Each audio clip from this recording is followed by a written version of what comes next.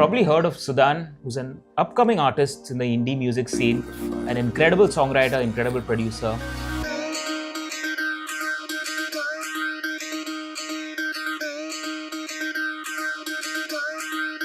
And now part of his image is he plays a hollow body guitar.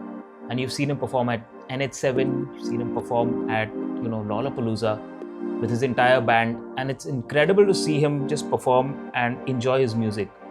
He used to play a telly before this, and then he visited us and he picked up the DJP 1000 by Dono, which is a hollow body guitar. And what he told us was, while he loved playing his telly, he couldn't actually hear the guitar because the telly is a solid body guitar, so it doesn't really project that much sound unless plugged in.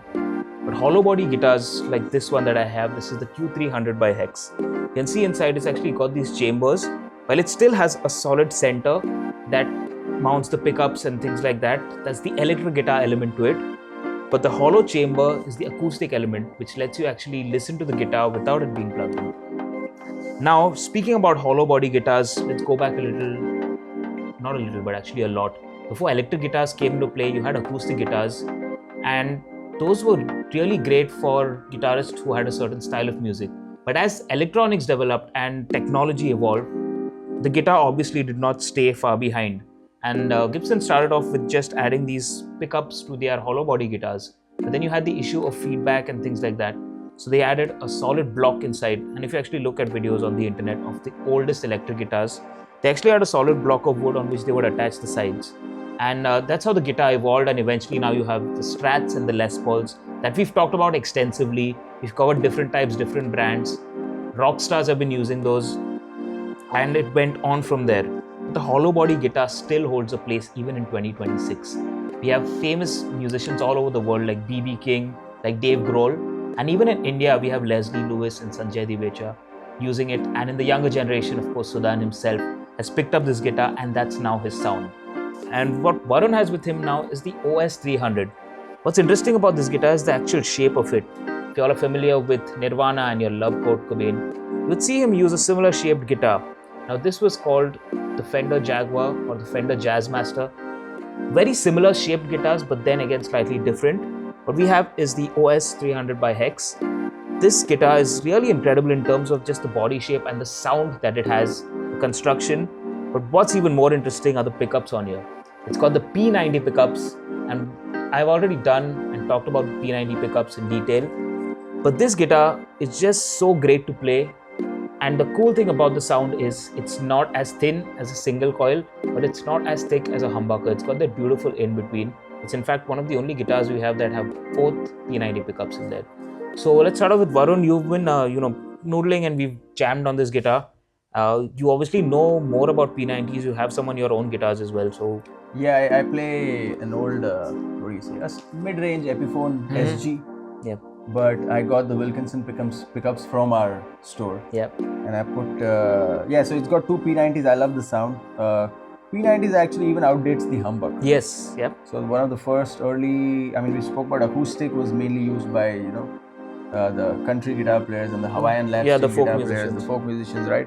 And then as blues got famous, we had acoustic with pickups earlier, and then as jazz got famous, we had the first electric guitar. Yeah. Probably the first electric guitarist who played a lot of jazz with the P90 was Charlie Christian. Yes. Who was a shredder on the hollow body. Yep. So he had only one pickup on the neck, and which was a P90, a variation of P90. It was, I think, it was the predecessor to the P90. Predecessor to the P90. Yep. They released a pickup, exactly similar to his. But anyway, so and then later on the humbuckers came, and then we had the 335 and the whole. There's a lot of relatives to this guitar also. Yes. The P90s became famous when people heard it on the AC/DC records. Yeah. Because Malcolm Young was playing P90s, and that became that edgy rock and roll sound. So it's a single coil that has more edge and more mid-range. It's a little more fatter sounding. Yep. But it's not entirely noise-free like a humbucker. Yeah. And it's not beefy, like it's not that big sounding like a humbucker. So it's got like the best of both worlds. Best of both worlds, yeah. That's what I love about it. It's not all the way a single coil, it's not all the way a humbucker. It's like somewhat in the middle. Yeah, that's the tone I really like. I've delved into the actual construction of it, the way it's constructed. It's got these screws, But on the bottom, instead of having a single magnet, you actually have two magnets. Yeah. And that's how the sound comes in. And I've listened to a lot of records with P90s. I didn't know those were P90s at the time. And then just chasing that sound eventually led me down this rabbit hole. And it's really cool. Not a lot of people talk about how great the sound is. Everyone talks about the humbuckers and the PAF styles and things like that. But I mean, the P90 P90 is very slept on. Yeah. You know, the old Gibson Les Paul Juniors. Yes. Had an only single coil P90. I mean, the P90 on it. Mm-hmm. Another famous sound that everyone knows for sure and has heard is Billy Joe Armstrong from Green Day. Yeah. Plays Les Paul Jr. has a P90 on the bridge. Now he doesn't have a neck. No. And Leslie West from like the Mississippi Queen, that whole heavy rock blues album, is again a P90. And there's all over the place. Rock and roll history and blues history especially is filled with people who played the P90s and as well as played this sort of a guitar. Plays the hollow body. But all the Freddie King, B.B. King and Albert King, everyone played a variation of a 335. Albert King had the flying V made out with sometimes with single coil, sometimes with humbucker. Yeah, the cool thing about a lot of the blues players, David Gilmour actually played a Les Paul with P90s. Another Brick in the Wall solo is actually a P90s. And I think it's a great option for Strat players who want to play a Les Paul but don't want that really chunky sound. This is a great option. It's something I've been thinking about because something about the Les Paul and that fat sound of a PAF style pickup does not let me do something that I would want to do. And then the P90s really takes it away. Yeah, you want to sound Stratty and Jimi Hendrix and that sort of a thing, right? Exactly. So it's for Strat players who come to this, they sort of miss that chiminess. The chiminess. Which the humbucker often doesn't have. So that's this is a perfect middle ground. Perfect. For Strat players who are looking out for non-Stratty guitars and non-Stratty pickups, this is a really slept-on option. Yeah, so let's actually hear what that sounds like. We've talked about it so much. Let's hear some tones. Okay, you know what? Actually, for context, let's hear what the neck humbucker sounds on your guitar. Yeah. We are both plugged in, we're ready to go. Let's hear your neck pickup and then we'll compare that to P90. Yep.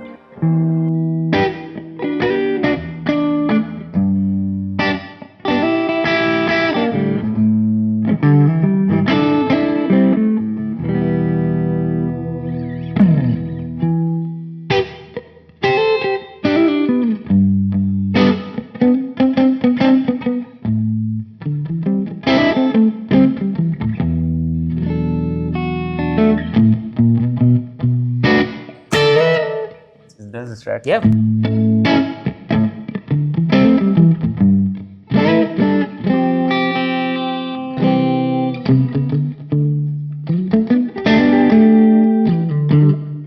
As soon as you hit that first chord, I was like, yeah, that's the sound. That's the Strat. It does have a chimey thing. So that's good. I like how beefy that is. This is super beefy. They both have their time and place. Yeah.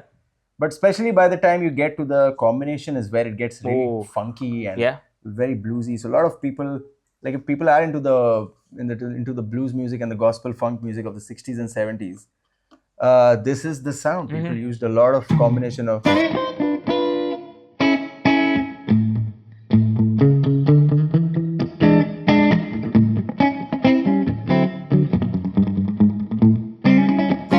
and because you get that chiminess and that funky, even like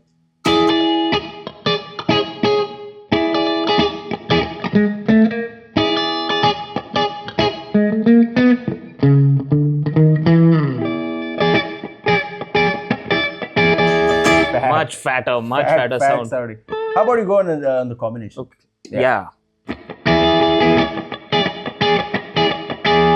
Much fatter. I feel like the tendency is to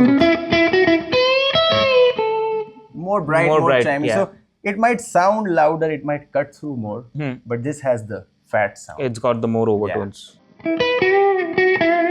So the cool thing about this guitar is actually, you might think, okay, hollow body is kind of jazzy sound and all that, but you can get some really heavy overdrive sounds from this. We'll get into that. We'll get into that a little later, but just adding to how versatile the guitar is, growing up watching a lot of my favorite guitar players, this always fascinated me. In fact, my dad actually owned a complete hollow body F-cut guitar, and he also owned actually a Hofner, which is a guitar I've been chasing for years, and that had a bunch of treble boost, like, you know, Brian May's out of phase position. He's out of phase position. There's a lot going on, It's not talked about having controls on the guitar itself, just doing stuff with the electronics. Yeah, a lot of people who have played rock and metal music have not seen this not side explored of history. This is a very, very rich side of guitar history in the blues and the jazz and R&B and all. Even gospel music had all this going on, where you had these humbuckers with all the switchable options. And these guitars go like way back. We're talking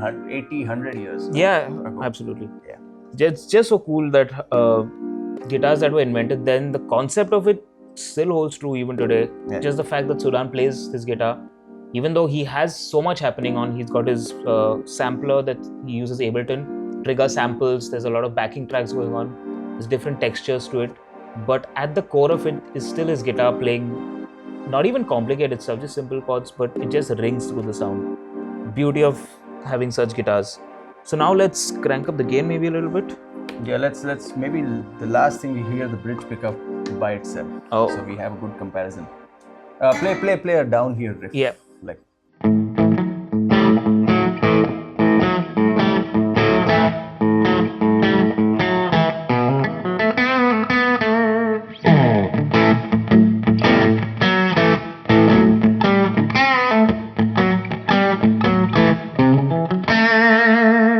So this has that more It cut does. through, It but does yeah, cut if I had to track like good rhythm guitars, I would. This use would that be sound. really cool for rhythm.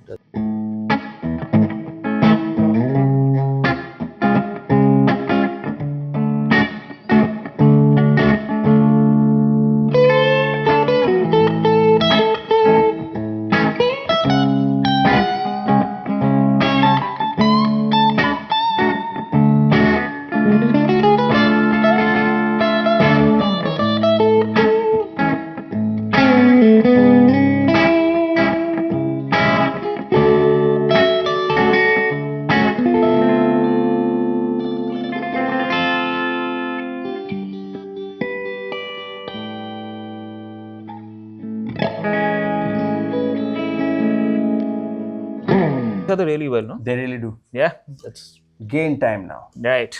All right, so now we are in high gain territory.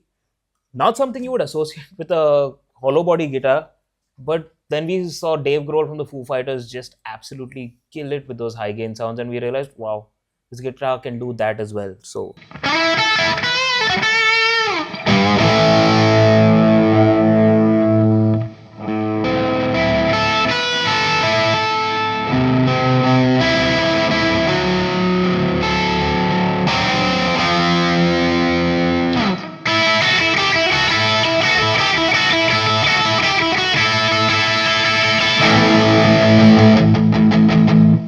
It sounds like a big sound. It's got the fat sound of the humbuckers, and that coupled with the fact that it actually resonates in the hollow chamber. I actually get what Sudan was hinting at when he said that he can actually hear the guitar acoustically. So even while I was playing, I could actually feel these vibrations, and that's something that's super cool.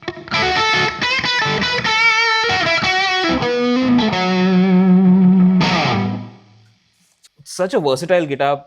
Don't go on the looks. I used to play a Hofner way back, and I was in love with the sound and the way it felt.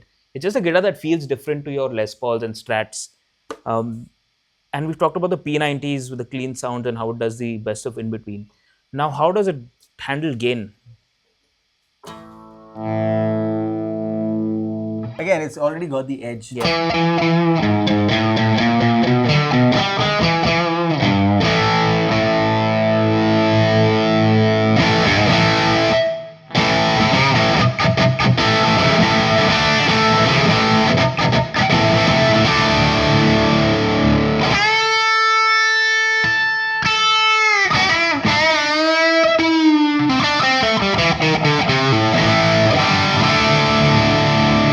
Good pickup for rock and roll. Man, I'm telling you. that And sounds all the incredible. old AC/DC, Yeah.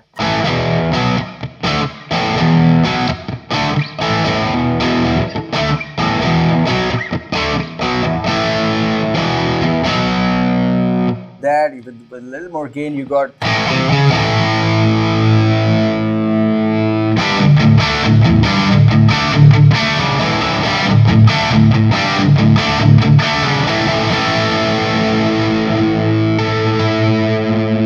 Alright, so we've been playing these guitars, we've talked about how they sound and what they do, the whole spectrum of what you can expect from these guitars. Now we've realized that people buying their electric guitars, the first electric guitars, most likely going to be a Strat or a Les Paul or something in that territory, because that's what people are familiar with. Super Strat. Or a Super Strat if they want to go that direction. But then people grow as musicians and then they start getting their second electric guitar. And that's where the confusion occurs.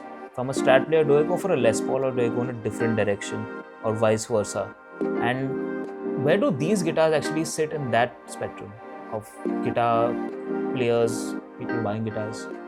Yeah, you're pretty much asking why would I probably get this thing. I think for me it was just hearing the sounds, like hearing the music from the 60s, 70s, and even in the 80s people were playing. So, but once you see that, especially P90s have that different sound. So, I think the main thing should be people have been playing their heavy metal guitars and that big humbucker, super Strats, Les Pauls, and Strats, right? Yeah. They've covered all this, even Tellys for that matter. They've played Tellys also quite a bit. Come and try this one. Give this one a shot. See how the P90 is so different from this whole thing. Everything. That you've not explored. Even this one, I mean, just for the fact it's humbucker with the hollow body, it's something that it adds to that expressive factor of the guitar. Like, it's, as you play it soft, as you play it loud, it's quite dynamic. There's one thing that these guitars have. Yeah, I can actually, if I keep my volume low. Just side and play pick also.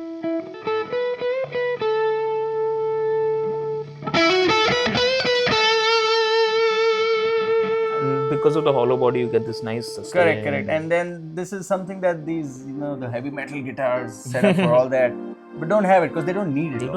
They need it like full energy all the time. Yep. So that's just one thing that people should just like try it out and see where does it fit into your musical palette. It's just another paintbrush in the music that you're playing, but it does have a sound that you might find interesting. Oh, absolutely. I found that super interesting. And going on to the Q300, the hollow body guitar. Now, if you're someone who plays blues or jazz or things like that, and you're happy with your Strat sound, but you want something that's a little fatter, the hollow body is something that you would consider.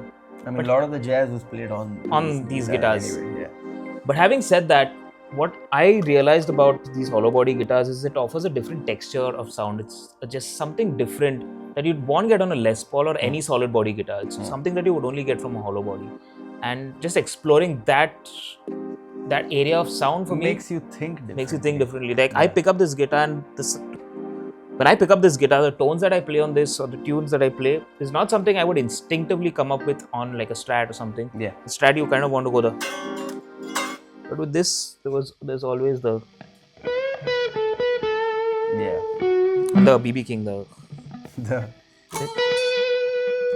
thing. Yeah, that. Anyway, so those sort of things you do it on a Strat, it doesn't really click.